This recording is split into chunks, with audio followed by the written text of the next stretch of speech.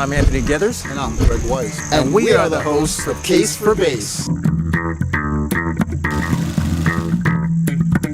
Hey guys, Rich Fracasse here, leader of the Funk Junkies, funk band, owner of the Silk Factory in Newburgh, New York, music venue. You're watching Case for Bass and keep up the funk.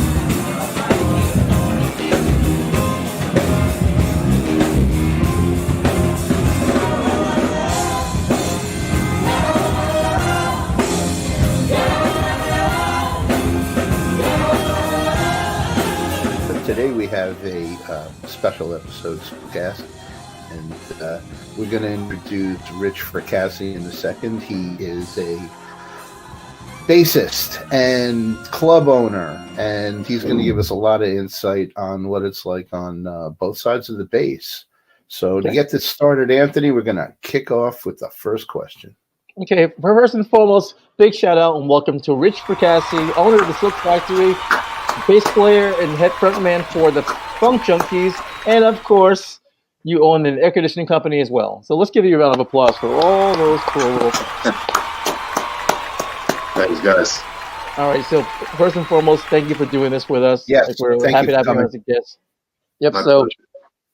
all right, did the bass find you, or did you find the bass? Did the bass find me, or did I find the bass?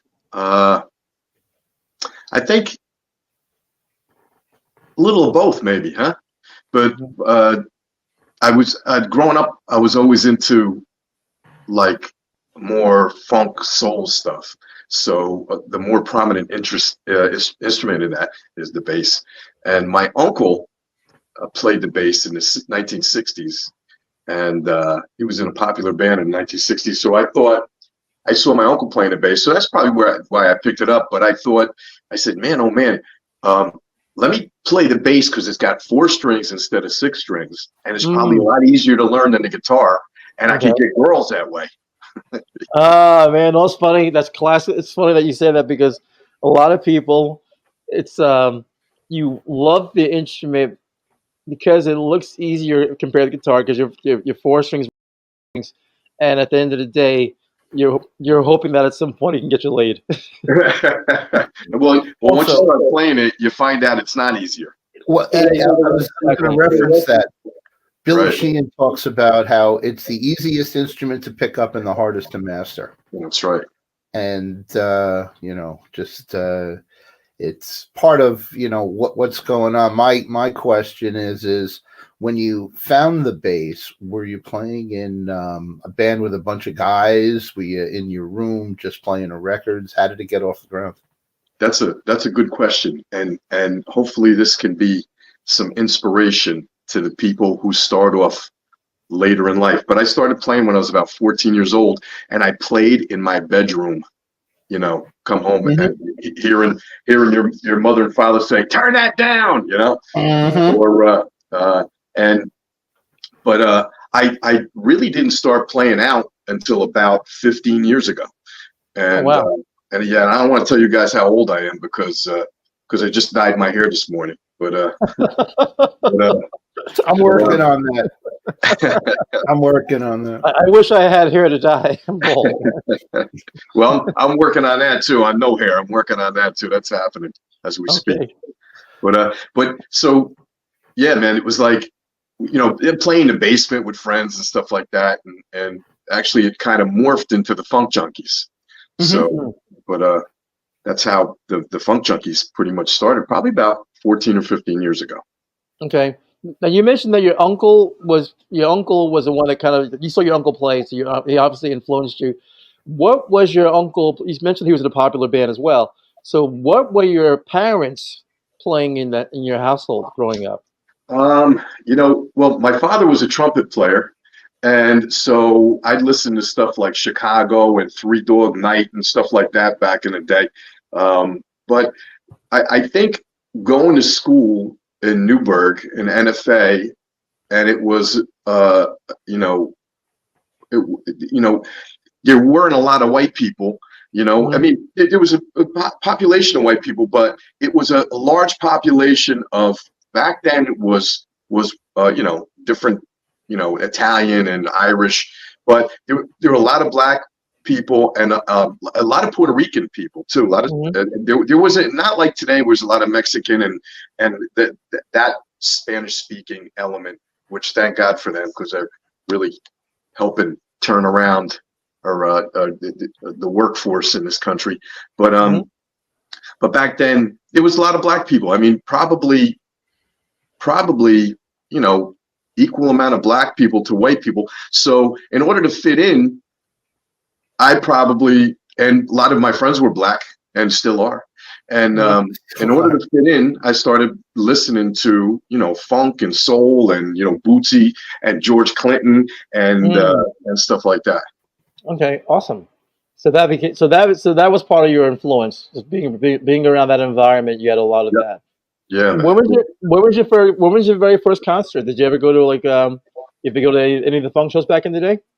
I think some of I didn't go to too many concerts, because first of all, probably couldn't afford it, and second of all, it wasn't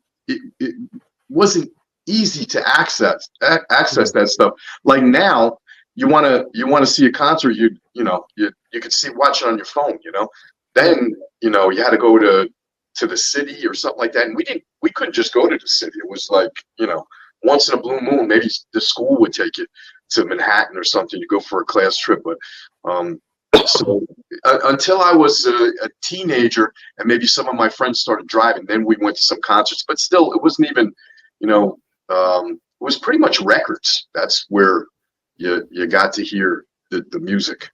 Okay. So back in the day, the Orange County Fair was a mega stop. Yeah. They had the Allman Brothers and Aerosmith played, and what's weird is I never listened to any of that stuff. I never listened. Okay. I was going to ask.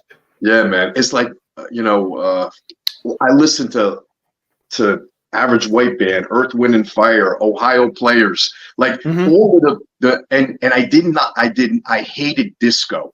I remember that. I hated it. But I didn't listen to any of the white so-called bands, And now I hear that stuff and I say, wow, that stuff's pretty complicated. It's pretty cool. But it just did not inspire me. Okay, that makes sense. Well, let me ask you this. In reference to your bass playing, when did you get your first bass? Like, when did you get your first bass, and when did you feel that at some point you grabbed that instrument and you said, you know something, I want to do this for the rest of my life? Yeah, I got my first right over that. Let's say that way. I'm trying to stay over here. But it was a I think it was 14 years old. It was a 1974 Fender Music Master bass. I can show it to you. Wow. Yeah, it's a little one. Yeah. And it was the ugliest blue color that you've ever seen in your life. My parents got it for me for Christmas because I was saying, I want to play the bass like Nicky, like my uncle. And it had strings the size of tree trunks on it, and the action was about 4 inches off the neck, And, wow. And I'm listening to Stanley Clarke, and I'm trying to play Stanley Clarke on his bass, and I'm saying, with flat wound strings, you know what I mean? Because I didn't. Yeah, but we need to do one thing. Yeah. We're not worthy. We're not Clarke. We're not worthy. Stanley Clarke, we're not worthy. Yeah, man. Yeah, Stanley. But you want to see that bass? I got it. I could. Oh, absolutely. Oh my God. Yeah, take it down. Show it to us. So, let's see. So look at that thing. So this is not the original Music Master. Trying to get on camera here, but it's the same year and the same bass that I had. The Music Master bass that I had, I sold it to a friend for $100, and then I saw this on probably eBay or something, and it was the same bass. And you don't see a lot of them with this ugly ass color, but so I bought it. Just the short scale is cool though. Yeah, it's cool. Scale. It's got the action about a half inch off the neck. Yeah, it's big and thick. Crappy strings on it. But anyway, it's very retro. It's very Dave Clark 5. My mother and father probably saw this thing and they said, get him this and that'll with something cheap. My grandfather bought my uncle, I believe it was in 1963. I think it was a jazz bass. And at the time it was like $400 or something. And a car was $1,500 back, or something, you know what I mean? And my grandfather, who worked in a pocketbook factories like most of the people in Newburgh, because it's like a textile back in the day area. Imagine spending, that's like today, some regular working guy spending, $5,000 on a bass, which is on a bass. Yeah, that's man. True. Yeah. Mm-hmm. No, that's the interesting thing about we talk about pricing with instruments. Like here, you have a $400 instrument back in the day. Like you said, it's like $5,000 now. Now you can take that same instrument and fast forward to where you are now. If you have the originals, it's valued at that. Oh yeah, yeah. Yeah. So now you mentioned you obviously had the Fender. You had the Fender Mustang. That's not the prettiest instrument, but right. Are you a Fender DNA guy? No, man. I think I got so damaged by playing this Fender Music Master, which was kind of crappy bass. Yeah. I never went back to Fender. Then my second bass was a BC Rich. Oh wow. And probably one of the most uncomfortable, and I got that sitting over here too. Probably one of the most uncomfortable basses I've ever played, but it looked cool. Okay. And like a 1982 BC Rich. And so quick story with that was maybe I'm 22 years old or whatever, 21, 22, and I see this really cool pearl white BC Rich bass, with that cool body style. Mm-hmm. And it was used, and I walk in the music store and a guy's trying to sell me the bass, and I don't have any money, but I saved up enough. Anyway, so actually the BC Rich was my third bass. That's my third bass. But so the guy, I said, if the bass is so good, why did the guy trade it in, And the guy said, well, this guy had a bad accident and he really burned his hands bad and he couldn't play anymore. So, wow. Okay. Yeah. So I bought the bass, and about 2 years later, we were jamming. I was playing with this guy named Ivan, and really, Ivan went on to become a really well-known guitar player. He moved to California, and anyway, Ivan says, "Rich, that's my brother's bass." And I said, "Really?" Wow. Oh my God. He goes, "You know how I know it? Because he moved the thing for the strap, the strap pin. He moved it, and you could see it on this bass where he moved it." And I said, boy, that's terrible. What happened to him? He goes, "What do you mean?" I said, I explained. And he goes, "That didn't happen to him. He gave it to them because he was so uncomfortable." So the guy lied to me. To sell you the bass. Yeah. That was my third bass. My second bass is actually this Rickenbacker. It's like a '74 Rick, which is like really cool bass. Do you have it? Do you have it with you? Yeah. I could show you guys. Hold on. Oh yeah, definitely, absolutely.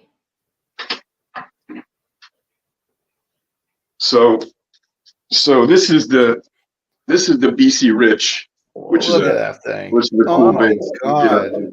Backwards. Cool. Okay. But back in the day, I changed all of the buttons and crap on it. But this is it's a really comfortable bass. But let me show you the Rick. Okay.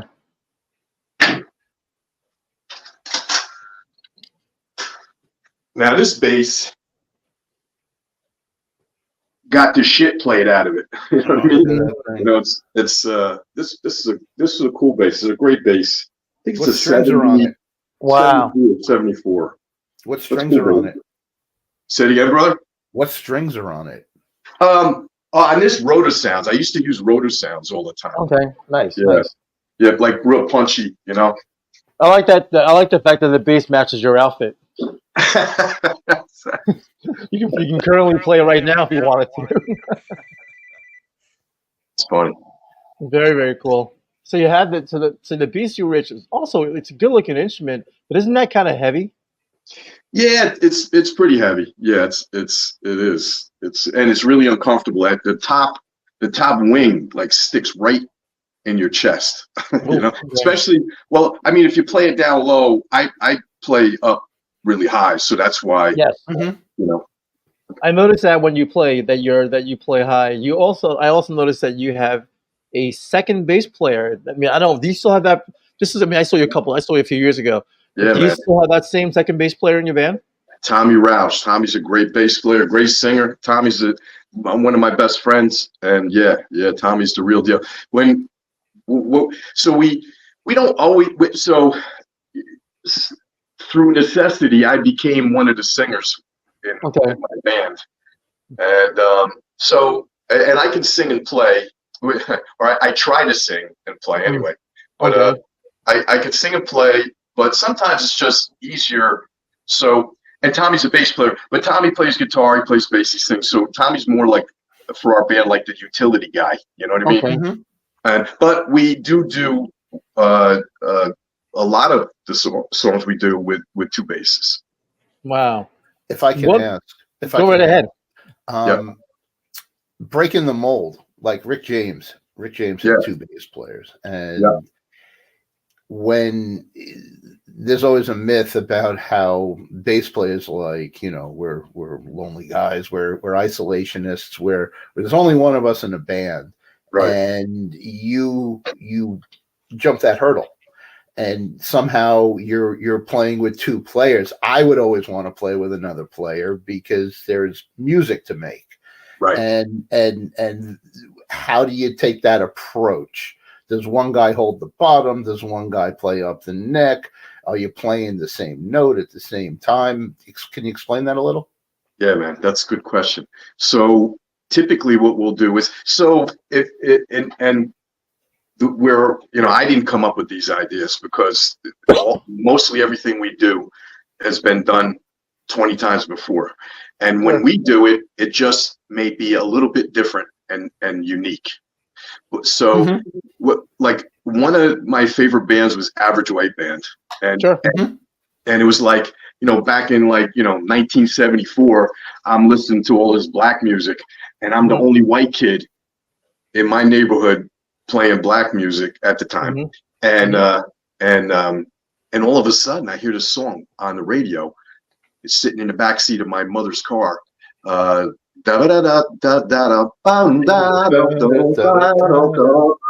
Right, and I said, and Average, and the song was over. Average White Band. I said, Average White Band, and I went and I got the record, and they were white guys, and I said, wow, man, so white, and not only white guys, they were from like Ireland or something like that, or Scotland.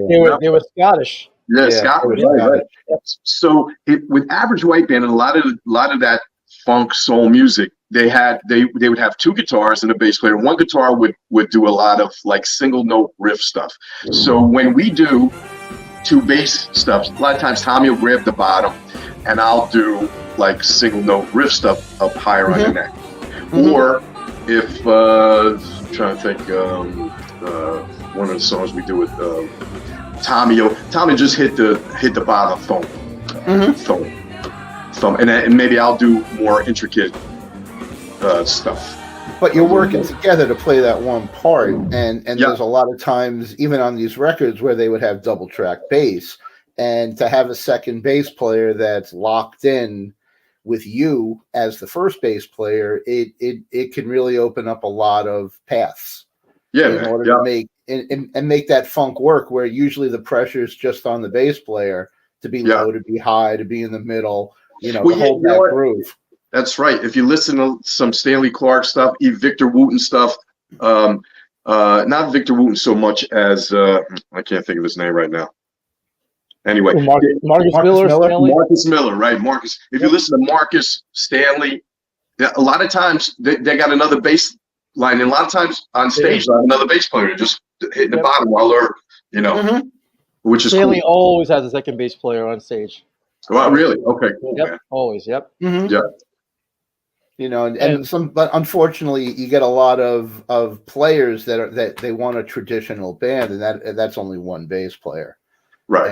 And if you can't, quote unquote, play with others well, and you can't share, you're not going to be able to experience the depth of where it can go. Right. My band is all about sharing, and well, first of all, in order to have a successful band, it cannot be a democracy, right? Because I've been in a situation where everybody's got an idea, and everybody sometimes has a good idea, but somebody has to say, "No, we're doing this." You know what I mean? So everybody's got a direction. But it's funny that you mentioned that because, and sorry to interrupt you, because you need at least one person in the band who's going to lead the band. Right. Even when I'm a video producer by trade, and even when I apply the same technique when I play with the band, I tell people, as long as your idea is better than my idea, then we'll use it. Right. It has to be better exponentially. It just can't be a little bit. It's got to be like. It's I don't even know if you can even say it's better, because better is subjective. That is true. You're right. Right. Absolutely. So I mean, so you can still lead a band, but give everybody an opportunity to be the front of the band. And so I think our band ranges from anywhere from 12 pieces to 15 pieces. We have 5 pieces. God. Yeah. We have you guys. That is not a democracy. Your band was pretty big. Like, I remember you had several vocalists in the front. You had a horn section. You had a keyboardist. You had percussionists. Your guitar player rocked, by the way. I love the guitar player. Gennaro Esposito from Naples, Italy. Gennaro's also one of my best friends. Good. He's killer. So good, and I very seldom give guitar players credit. I really do. And that night, he really, really moved me. I was like, guitar wow. players aren't as good looking as bass players, but we need them. There it is. But they try harder. They try harder. Right. So in my band, what we do is everybody gets an opportunity to shine. We have 5 horns: baritone sax, tenor sax, trombone, and 2 trumpets. And all the time, those guys get solos. We have a keyboard player; he gets solos. We do when we have a percussionist. We don't have a percussionist as much as we used to. We do like a percussionist jam. The girls in the band get to sing 1 or 2 songs lead each.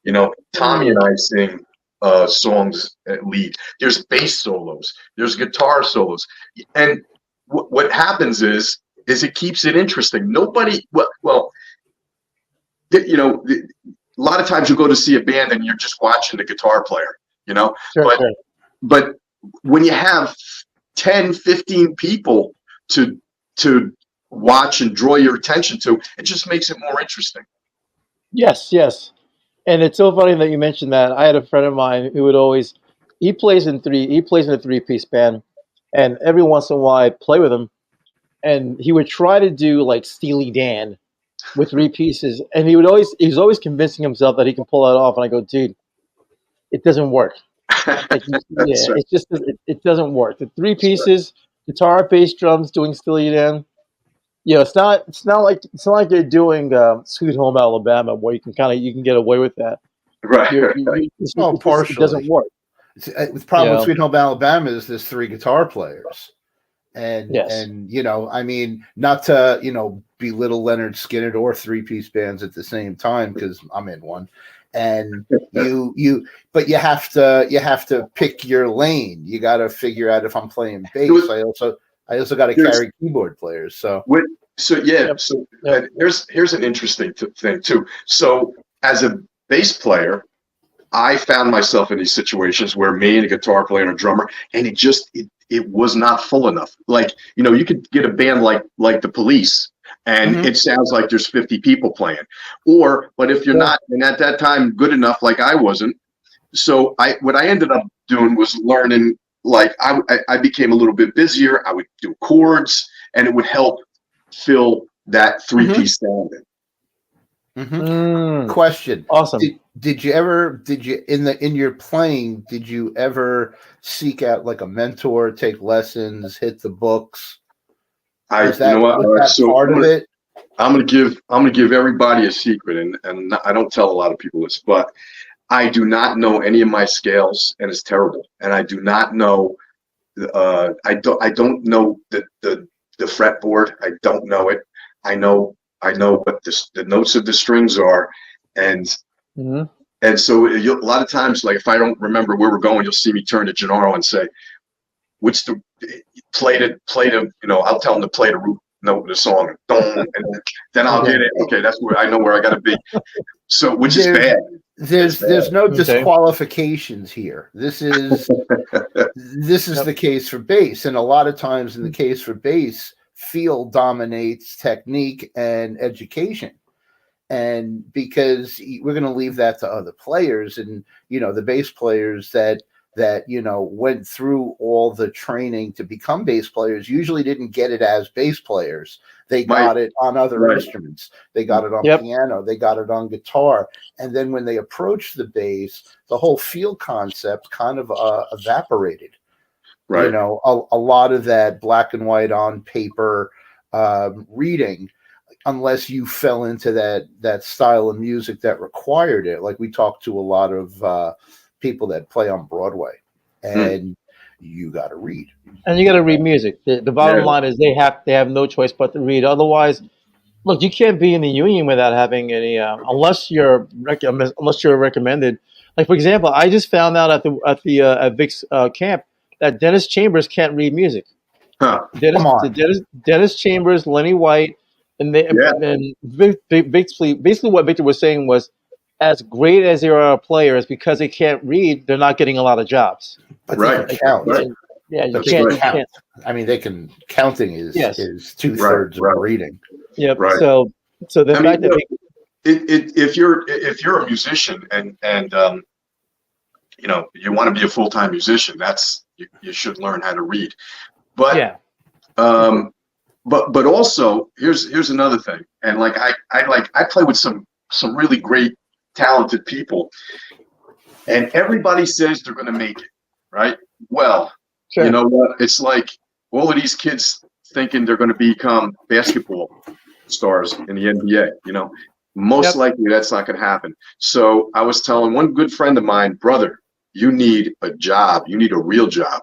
You know what I mean? Because playing music is great, and but I mean, the percentage of people that really make it and make a lot of money at it, it's very, very small.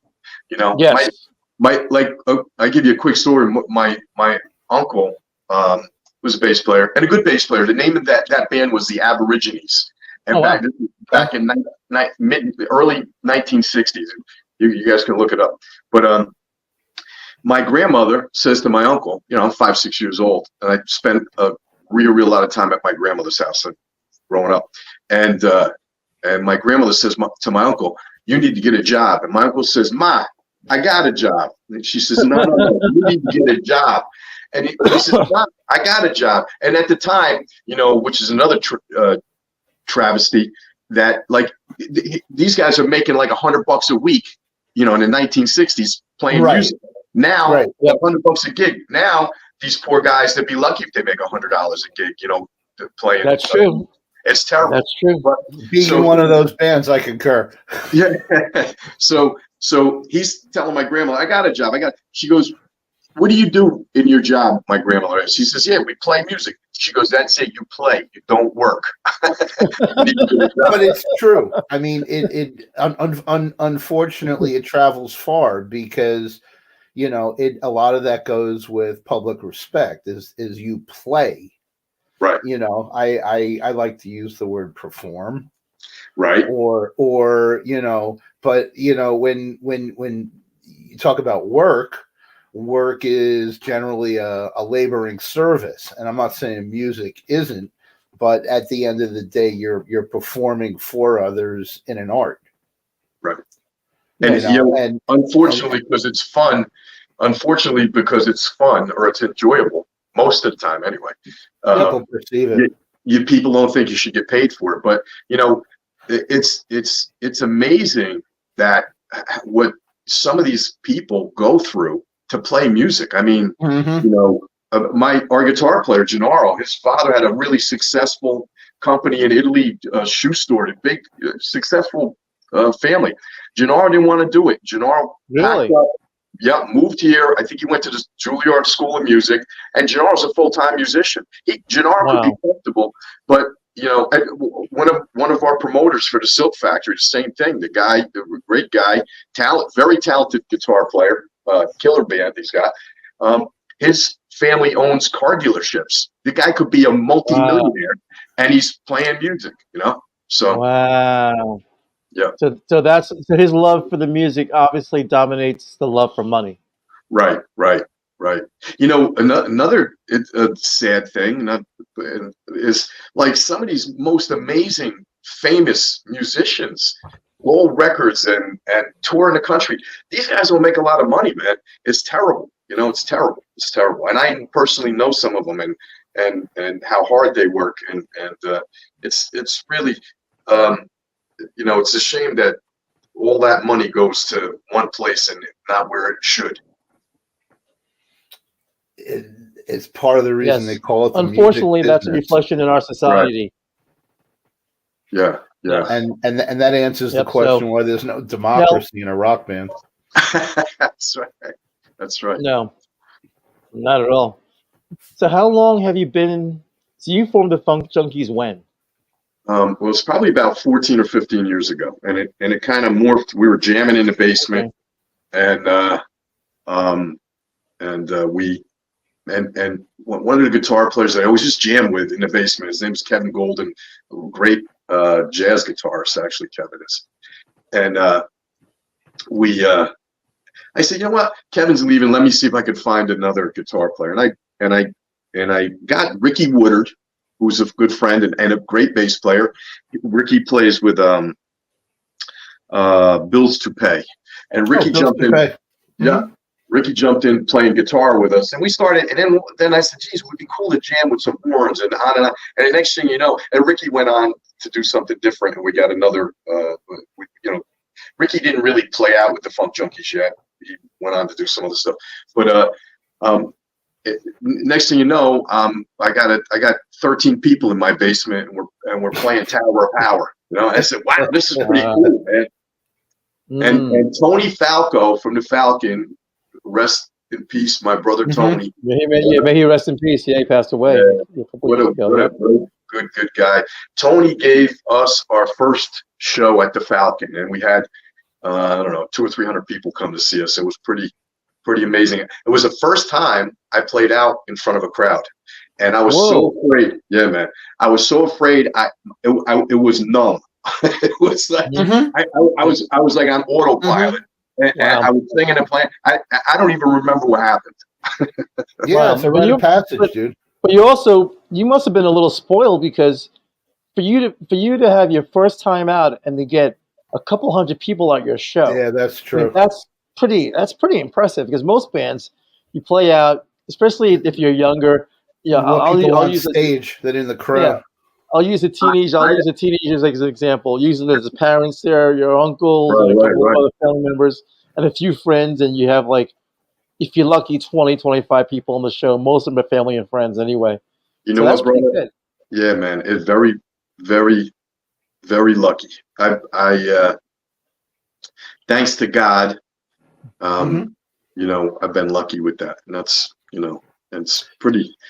Sometimes we'll play, and we've played in front of. I think our biggest crowd was 4,000 or 5,000 people, and the function. Yeah, and and I don't know why. I think I might know why. I think if you're in a copy band like we are, pretty much, we'll take the songs and rearrange them to fit, you know, a 13 to 15 piece band. And, you know, well, Jason Miller, who's in charge of the horn section, which is like another band because there's 5 horns there.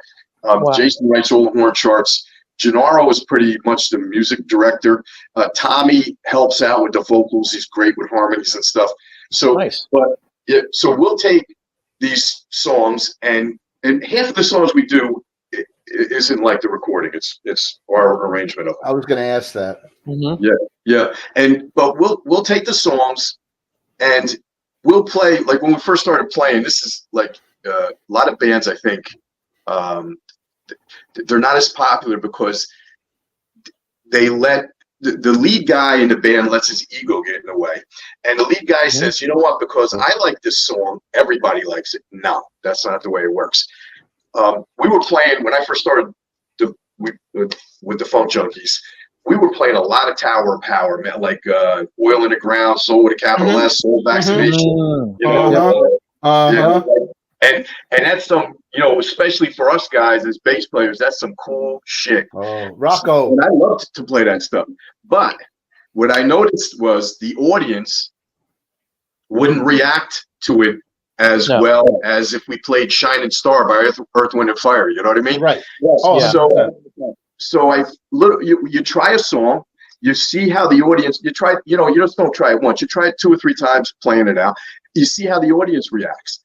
So, and the key to it is picking songs that the band enjoys and the audience enjoys. You know, not just about what we want to do. You know, and once you find and so we've been doing this for a while. So our set list, and we change it constantly. Our set list is pretty tuned in now, I think. The question I have is if you take like a Shining Star. Ooh, I'm doubling. On the radio, it's 3.5 minutes, but you're talking about a 15-piece band. So, I've been in, you know, jam bands where, you know, a radio play song can turn into a 17-minute jam on stage. No, I'm serious. So like you get into like if I'm playing in a version of a band that's only playing the radio song, the radio version, I'm playing 48 songs a night. Right. And if I'm in a Deadhead jam band, I'm playing 3 songs a set. Right. We usually, you know. Wait, can I answer that question for you as someone who's a bass player who loves funk and loves to dance? Mm-hmm. You know how that works usually?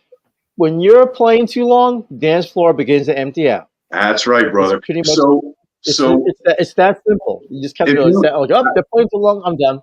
Watch George Clinton on stage, right? I was scrolling on YouTube and I found, or maybe it was Facebook or something. I found this black and white video with George Clinton and what do you call it? Bootsy. Funkadelics, right? But I don't know if Bootsy was there, but George Clinton is the leader of the orchestra, and that's what I kind of do with my band. I'll point to the trombone player Jason, and when a solo comes up. So and I, as you know, you have to be cognizant of what's happening now in the audience, and if I see people are calling me here. If I see somebody solo kind of, or if the groove is going on too long, it's getting, you know, boom, you stop it and you go to you pick the guitar player for a solo, or you jump into the bridge, or you know, when we're doing these songs, a lot of it is jamming. It's half of the stuff we do is improv. You know, it's not, which also makes it a little more exciting for the band and for the audience. 100%. Yes. Oh, absolutely. 100%. Smart move. So, what's in the future of Funk Junkies? So you said you played in front of 5,000 people. Where was that in particular? And was it an open, like, was it a festival kind of a thing?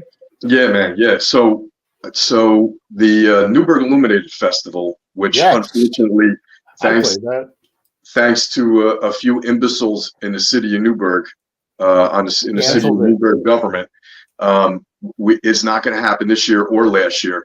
Yeah. But we were getting, so probably about 10 years ago or more, the mayor, Judy, who was a good friend of mine, asked me to be head of the music thing for Newburgh Illuminated. And they were doing like, they'd have maybe 300-400 people show up. Excuse me. And so they invited me to the meeting, and I was the new chair to the music committee, and I pitched that. I said, I think, what the objective is for Newburgh Illuminated was to bring more people to Newburgh to show everybody, hey, you know what, this place ain't so bad. It used to be rough when I was growing up, but it's not as bad as it used to be, and it's getting a lot better. It's and there's some amazing, wonderful, hard-working, great people here. So I pitched that. I want to put 3 stages. I want to get 30 or 40 bands and blah, blah, blah, blah. Well, and I did it. And Mike Lynn from Lynn Sound, Mike's our sound guy and probably one of the most talented, amazing sound guys in the Hudson Valley. Mike did the sound first. Long story short, we took that 300-person festival that next year to a 5,000 person. Then we went from 5,000 to 12,000. Then we went from 12,000 to 25,000. We went from 25,000 to 50,000. From 50,000 to 75,000. The last time we did it, we had over 100,000 people there. So that's where those audiences that we played in front of came, and they came to see us. It wasn't just people that were there. Those not all of them, but most of those 5,000 people came to see us, and that's pretty amazing. And you guys know as musicians, man, and all of us, what's the most amazing thing there is for you to look out and see these people smiling at you. Mm-hmm. Smiling and having fun. Yeah, absolutely. Mm-hmm. Yeah. No. Yeah. Well, it's funny that you mentioned that, because I was in a podcast during COVID. We were talking about, we had about 75 people on the Zoom. It was like a Zoom podcast. I remember talking to them about breaking out of COVID and then trying something unique. And I remember telling the host, and we had a caller call in, and I said, anyone that comes out with a funk band that does something other than what you're used to stereotypically hearing in the Hudson Valley area, they will make money, because for every one funk band, there's 20 classic rock bands. Right. I said, so you have to do something like, what can you do to make yourself stand out? Because like I went out last Saturday night. I went to Pole River, not last Saturday, Saturday before. I went out, and my buddy was like, let's see Spectrum, let's see this. And literally, I just kind of said to him, I'm so kind of jaded by these bands that they don't really do anything for me. It was like, I'm not sure if you're familiar with Rockland County, but there were literally 10 classic rock bands in a span of 2 blocks. Right. And I just said, you know something?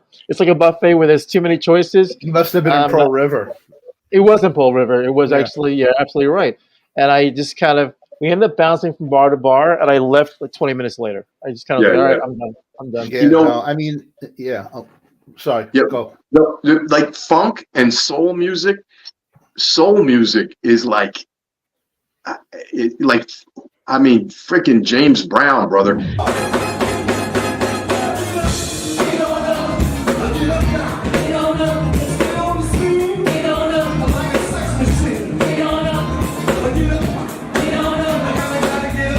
It's like, you know what I mean?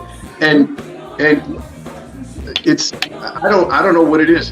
It's because it's more syncopated. I think it just makes it makes you want to move more than the regular stuff. And this new stuff that's coming, like, I mean, when I say new stuff, like, I mean, like the bubblegum stuff. I mean, there's nothing to it. Like, no, there's not. If you take that 60s soul, that 70s funk, you know what I mean? And even into like the 80s is some funky stuff still. Mm-hmm. You cannot beat that stuff. All of that stuff is used for samples, and that was the most, in my opinion, the most creative time in modern music. Yes, Yeah, you're absolutely a correct. lot of it changed. I mean, where drinking isn't a social sport anymore. Right. And Sure. a lot of times your bands would start at 10 p.m. and go to 2 p.m., 2 a.m., Right. 3 a.m. And the audience got older, and the younger audiences, when the technology changed, they're not going out. Yeah, They're man. not, and Yeah. and they're not coming into these rural areas. I mean, I play Right. all over, Pennsylvania, down Greentown and Tafton and Promised Land and Honesdale, and it where it changed socially. A lot of that is where these classic rock bands are, and if the bar doesn't have the following, it's tough to drag people 60 miles. Right. Where with a funk band, like, I'm friends with Spectrum, people are traveling 50, 60 miles and they'll get 400 or 500 people at a bar. Yeah. Hey, Spectrum is not a funk band. They're a classic. Well, I rock said band. they're a soul band. I've known them for 50 years. Sort of, kind of. If we could have a show all about that, but they're not a rock band. And No. But funk isn't. I'm not going to say funk's in their repertoire, but no, they it's play not by a long shot. Okay, I'm just telling you that they draw people. They play dance music. People dance. I got the people video. dance. Yes, and you can't call it funk because there's I mean, at this point they're in their close to 70. I think with funk, soul, that kind of music, I think it's a little more. Well, I was going to say intricate, but it's not. I think it's just the rhythmic part of it is a little bit more interesting sometimes. It's more, what I will add is more nuanced. Yeah. What I will say. That actually, Victor Wooten actually made an interesting. We were in one of the classes, and he said, "All right, I'm going to help you guys out here." He says, "For all you guys who grew up on Led Zeppelin and the Who, you're missing something. You're missing the one and up." And he goes, "You have the one and, but you don't have the one and up." And he goes, "I'm gonna break that down to you." And then he looks at me because I was the only black guy, and he goes, "Anthony understands. Anthony knows what I'm talking about." He goes, "Now for me, I had the blessings of both. I had the blessings of being able to have the Led Zeppelins and all that at my house. But I also had the blessings of my mother, who would also buy. She would bring slave albums home. Ohio Players, BT Express." So, and the funny thing about that was the guy upstairs, the guy who lived upstairs from me, unfortunately, may he rest in peace, he was a heroin addict, white guy named Chris Passione. He said to me, "Look, man, the Eagle stuff is all cool, but you need to listen to what your mother has." That's right, brother. Because he would hear that being blasted upstairs and goes, "That's what's going to make you a better player." That slave, Mark Adams, the bass player, man. Mark Adams, I love Mark Adams. Man. Killer bass player. I think he just died a little while ago. He passed away a couple years ago. Yeah. Man. Yeah. Killer bass player, simple, funky ass bass player. I mean, I was thumbing through stuff on YouTube or something, and I saw George Clinton come up, and it was just the bass and the drummer, and they were doing the simplest shit that there was. It was the most tight, funky thing I've ever heard. I couldn't stop listening to it, And then if you go back, like one of my favorite funky ass people is Louis Prima. Go back. Louis Prima is really good. Yes, he is. When I first heard Louis Prima, Louis Prima's in the 1940s. When I first heard Louis Prima, I thought that guy was black, and being called when you're in the music, when you're a musician and somebody calls you black, that's a compliment. You know what I mean? Because there's so many amazing black musicians. I mean, when it comes to your soul, but listen to like Louis Prima. I mean, I'm sure you guys have, but like for the audience, I mean, check out Louis Prima, and that's another one for like an Italian guy. You know what I mean? Mm-hmm. It's like, man, oh man, this can be done. The Italians almost have that cornered. Yep. And it's interesting as far as the funk goes. I always laugh about that. My friend Justin, back in the day, Justin Carducci, So Justin would always say, because in his house, his father was always playing a lot of funk stuff Right. and just always playing James Brown stuff. And Oh yeah. I just remember listening to it. I go, Justin, you go, what's up with you? You know, your family playing all the black music. He goes, Anthony, we're Sicilian. Okay, That's right. just That's close to Africa, brother. we're close to Africa. He goes, just so you know, he goes, we're not Italians, we're Sicilians. And just the way that was the very first time. I think I was like 13 or 14 years old. That was the very first time I heard that, and I was like, he goes, do your research. You know, back then you didn't have the internet, but of course he's like, we're not far from Africa, so yes. That's right. Yes. So, Yes. Well, but I mean, a lot of that is most music really came, from houses of worship, and so you know it. Just to go back to that, there was that movie with Tom Hanks, That Thing You Do, and the whole concept of the '50s music was to be snappy, and that was the '50s. And then when the '60s came around, you had the beginnings of Motown, and what Motown was doing was playing off the backbeat. And that's what gave that up one, you weren't, it opened up all the measures to put that extra step in it. So no, the one came from the church. The one came from the call and response. It's the whole, then you have the pastor says something, and then you have the chorus says something. Now you take that, you fast forward to the modern place players, courtesy of your Kurt, what's his name, Kirk Franklin. Now you have the boom boom and then you have the drive with these bass players. Have you ever listened to any of the church stuff, Rich? Like oh God, these guys are incredible. So the church guys. And like when we're playing, like we get a new drummer or something, I'll say, give me church. I want to hear church. Because so back, man, oh man, it's gotta be 20 years ago.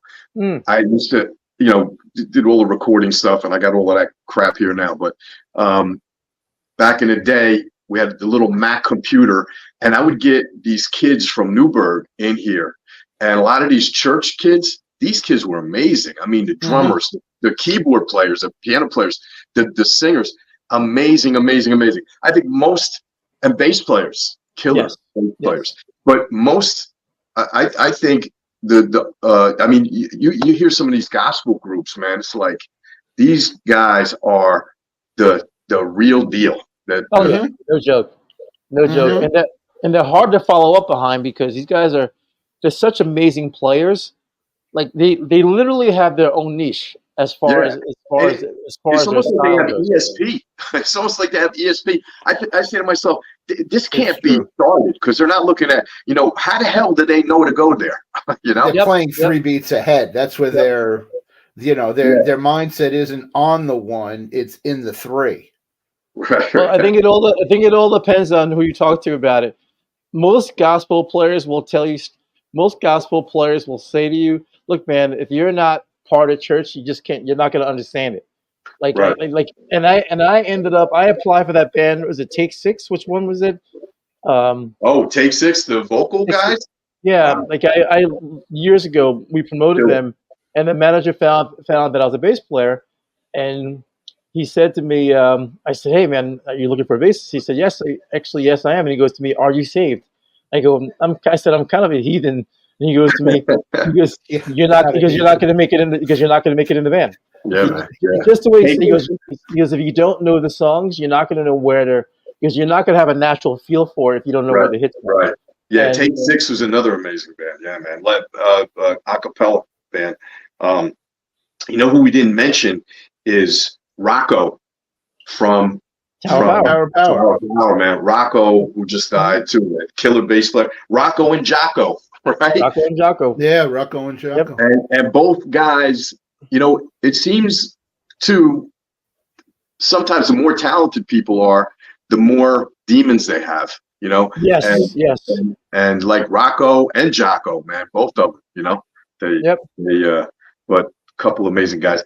But I mean, when you were talking church stuff, it reminded me of Rocco. I mean, because I think Rocco Prestia was that's one of the guys that I always listened to, and I maybe emulate. I try to da da da da da. Maybe a little Think too about it. big sometimes He was a king of the 16th notes. brother, I mean, yeah, man. and he would play that, and he would play that for a long period of time. But Yeah, if you watch any of his live stuff on YouTube, you'll see him shaking his hand at the very end, like, "Oh, okay, next song." God, it's over. Yeah. Yep. That's Thank God funny. this is over. Next song. All right, so all right, Well, Greg. Let's go down to our last segment. We want to talk about your favorite instrument. So, Greg, let's do the announcement. Do the introduction. We look in the backgrounds, and sometimes we see instruments that are unique, and we see a couple right there behind you. And if you could talk about some of those unique looking basses, they don't look like standard off the shelf instruments. And usually we ask if you pick your top three. It's whether an instrument you're playing with, an instrument that's a backup to that, or something that you love but just doesn't get the stage time. We would love to. You'd love to take a look if you could pull something out and give our audience a look. Sure. I'm gonna. So this is. Let's see if I can get this on here. This is the bass that I usually play, and he built it for me. JD Drans. It's a Warrior bass. It's a cool bass. 4-string. Check out the neck, man. Wow, Look at that. That's beautiful. It's That cool. is absolutely gorgeous. Now, it's a great. It's a cool bass. I like it because I like the way it feels. With me, if it feel like the neck feels good for me, so I like it, and I use it, and I play this one. What kind of strings? These are Zahn strings. They're light gauge, round wound, stainless steel strings. Zahn. Gotcha. Okay. Yeah, the Zahn who builds the basses. I bought I got like 50 sets of these strings just in case I can't get them anymore. Just in case. Wow. Yeah. But I like them. So this is my Warrior 4-string. This is another bass that I play a lot. I'll play it on stage. It's a Warwick fretless. Oh, gorgeous. Wow. And this is a cool bass, hollow body. It sounds real good. And it's got, oh man, the string manufacturers right here in Newburgh, man, they're the best. Labella. Oh, Labellas. Labella. It's got Labella flat wounds on it. Nice. Nylon. Wow. Are those black tape nylons? Yeah, man. Yeah. I put a set on yesterday. Now, what motivated you to buy a fretless bass? I love the way they look, man. What cooler? How cool is the neck on a fretless bass, man? You know what I mean? Right. You're right. It makes the bass look like a piece of art. You know? It does. Yeah. It's just so that's one, and then another cool bass that I like, and I like the Warwick double buck bass. Nice. And they're really punchy. They got great bottom. This is another one of the basses I play a lot. And then we got some crazy stuff like, let me get this here. This is a Jersey Drozd. Oh, right? wow. That is cool. Dude. It's almost got 3 octaves. I have another one of these, a fretted one. It's purple, and it's a great bass. This bass has probably got some of the most amazing different sounds, like mids and bottom and high. It's got some of the most amazing sounds that I've ever heard on a bass. Jersey Drozd, D-R-O. I'm not even sure how the heck you spell it, but anyway, and this has got Labella strings on it too. Yeah. I was at the factory there, and was it Rich? It was either father or the son. Say, hey, to me, hey, Rich, take these strings, man. These are a special edition. They look like candy cane strings. Nice. But, Wow. Where did you find that bass? I mean, that bass is so unique. Yeah, it's cool, man. I got it on probably eBay, you know. But it's a cool bass, man. I mean, the electronics I'm trying to get it on. So you guys see, the electronics are I mean, killer. I still don't know how to use it, but That's great incredible. Wow. That's incredible. I mean, I don't have here. Oh, here's another one. Let's see. I don't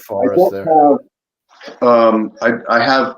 I have a bunch of alembic basses. I have. Oh, really? Yeah, I probably have about. I just sold about 30 of my basses, but How many? 30. 30. Yeah, Oh, 30. shit, dude. You literally have you have a guitar set in your place. I think I have now about 60 or 70 basses. I think. Holy crap! This is another Warrior bass, and I've got a pretty cool car, and the guy that builds these things said, "Hey, Rich, I want to make a bass for you the same color as your car," and this is it. It's called what the heck's the name of this color? It's called Flux Green. So that color. What kind of car do you drive? Well, the car that I have that I don't drive a lot, it's a McLaren Artura, and it's dude. Oh, wow. Whoa, nice. It's Flux Green, but that's pretty cool, right? That's very cool. Wow. Anyway, I mean, we could do another show on my basses. I see. The fact that you have that many, holy crap! Rich, man. what kind of amplification are you using? All right, so, and probably people think I'm crazy, but I have little, well, I don't want to put it that way. I was going to say crappy, but Bugera amps. Okay. Yeah, okay. And you know, I don't know if they have that great of a reputation, but well, you see them. They're always advertising, and you really don't talk to people that use them. So you know what, brother? You know what, man? I mean, I got Vanderklay, I've got Ampeg amps. I probably got 10, 15 bass rigs because. Oh wow. Yeah, well, I mean, I tried all different stuff. But my favorite stuff is this Bugera head, the one with the tubes in it. It's like $400 or $500 and 2,000 watts. Right. And it's just warm, and I like it, and it's not expensive. Like for guys, you know, if you don't have a lot of money, get one of these Bugera heads. And I like it's red. It's got 3 tubes in it. Actually, I just replaced tubes in one of them. Oh wow! Okay. Yeah, that, and then Aguilar cabinets are great. Even the lightweight cabinets, you know. Okay. But the Vanderklay stuff is great too. I don't know if you guys ever played it through the Vanderklay stuff is expensive, but that's cool stuff too. I mean, if you know, if you like it, but I guess it's like. That's why they make different color cars, because everybody has a different color. Yeah. Awesome. Rich, I want to thank you very much for showing us your wonderful. Well, actually, I want to do another episode just on your basses. You have so much. I mean, there's crazy stuff there. All right, last question. Yes, sir. What would you tell an aspiring musician or bass player who decides that they want to make this part of their life? Well, I would tell them to have multiple avenues, right? Have multiple avenues. Don't concentrate just on music. And I think you can still do something really cool, and you could still be a great musician, but have a backup plan, you know. And because in real life, you know, let's put it this way: if I was a full-time musician, I got a cool band too. I mean, a lot of people love that band, but it doesn't pay the bills, you know. And you know, if I was full-time having other businesses, I have a few other businesses that put my kids into college. It afforded me to be able to have, you know, 50, 60 basses. You know what I mean? And it allowed me to play music. It allowed me to open the Silk Factory, a music venue, you know, where we have hundreds of people a week go through that place to listen to music. I mean, on the weekends you'll see, you know, 200, 300, 400, 500 people in there with some great bands. But keep your minds open. Don't copy and be exactly like everybody else, right? That's another thing you guys know. Be different. Awesome, dude. Fantastic. Everyone, big shouts to Rich. Fracasse. Thank you for coming. Thank you for coming, bro. Every My pleasure. time we interview somebody, I always take away like nuggets. And a week later, a day later, if I'm on stage and something like flashes into your head, I'm gonna be like, wait, I got that from Richard. Yep. Awesome, Well, dude. I'm honored that you guys would take the time to even care enough to have me here, and I appreciate it very much, guys. No, dude, when I saw you the first time, I was really impressed. You make I the love case for bass. And to Right. hear that you don't know scales, I'm like, No, it's you look pretty secondary. impressive to me. I mean, like I was That's like, wow. secondary. I would have thought that you were a session player. Like, even Oh, though you wow. were fronting a band, I would have literally thought that you were the guy that, like, you could have easily have said, okay, I'm going to play this gig tonight, and then tomorrow morning I'm working with, anyone at that point. So Yeah, I was very impressed. We talk to a lot of bass players, and regardless of their opportunities, what we find is that we have an underlying passion, and that we have a drive to play, and that we have a community of like-minded people that really have the same goals about playing and equipment. And no two people are playing the same thing in the same place, and yet we all come out being low-enders. And we want to say thank you for coming, and you make the case for bass. This is what it's all about. Thanks, brother. I'm honored, and I appreciate you spending time with me.